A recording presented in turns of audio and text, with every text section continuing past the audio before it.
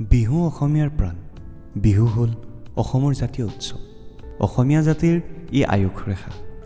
অসমৰ লগতে অসমৰ কোনো দাঁতিকাষৰীয়া ৰাজ্যতো কোনো জাতি জনজাতিৰ লোকে বিহু বা ইয়াৰ সমাৰ্থক উৎসৱ পালন কৰা দেখা যায়। ইতিহাসে ঢুকি নোপোৱা কালৰে পৰা এই ভূখণ্ডত বিভিন্ন জনগোষ্ঠীয়ে তেওঁলোকৰ জনজাতীয় উৎসৱসমূহ পালন কৰি আহিলেও সাম্প্ৰতিক সময়ত জাতি ধৰ্ম বৰ্ণ নিৰ্বিশেষে অসমৰ মানুহে জাতীয় উৎসৱ বুলি আদৰি লোৱা উৎসৱটোৱেই হ'ল বিহু। অসমীয়া মানুহৰ অন্যতম সাংস্কৃতিক পৰিচয় হৈছে বিহু। তাহানিৰ মুকলি পথাৰ আৰু গছৰ তলৰ বিহু এতিয়া দূৰদৰ্শন ইণ্টাৰনেটতো প্ৰৱেশ কৰিলে। তদুপৰি প্ৰৱাসী অসমীয়াসকলৰ জৰিয়তে বিহুৱে আজি ৭ সাগৰ ১৩ নদীৰ সিপাৰত বিদেশৰ মঞ্চ কপাবলৈও সক্ষম হৈছে। বিহুৰ এক বৈশিষ্ট্য হ'ল ই জাতি ধৰ্ম বৰ্ণ নিৰ্বিশেষে সকলো লোকে একেলগে উদযাপন কৰিব পৰা এক উৎসৱ।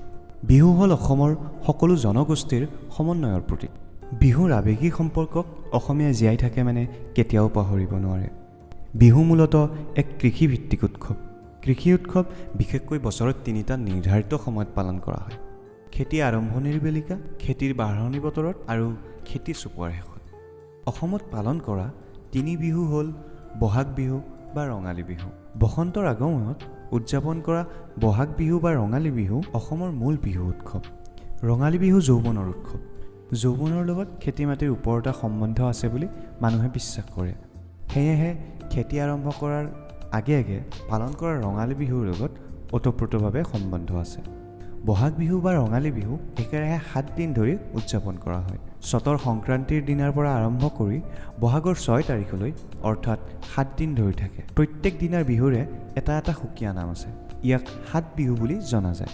চতৰ দোমাহীৰ পৰা গৰু বিহুৰে আৰম্ভ কৰি ক্ৰমে মানুহ বিহু, গোসাই বিহু, তাঁতৰ বিহু, নাঙলৰ বিহু, জীয়ৰী বা চেনেহৰ বিহু আৰু শেষৰ দিনা চেৰা বিহুৰে বহাগ বিহুক সামৰা হয়। এই ৭টা বিহুক ৭ বিহু নামেৰে জনা যায়। কাতি বা কঙালী বিহু। আহিন আৰু কাতি মাহৰ সংক্ৰান্তিৰ দিনা কাতি বিহু। এই সময়ত মানুহৰ আহু ধান শেষ হয় আৰু শালি ধানো চপাবৰ নহয়। সেইবাবে তেতিয়া মানুহৰ খোৱাৰ টান হৈ পৰে। গতিকে এই বিহুক কঙালী বিহু বুলি কোৱা হয়। এই বিহুত ঘৰে ঘৰে তুলসী পুলি ৰুই গধূলি তাৰ তলত চাকি জ্বলাই নাম গায় ঘৰৰ চোতালৰ চাৰিওকাষে আৰু খেতিপথাৰত চাকি জ্বলায়।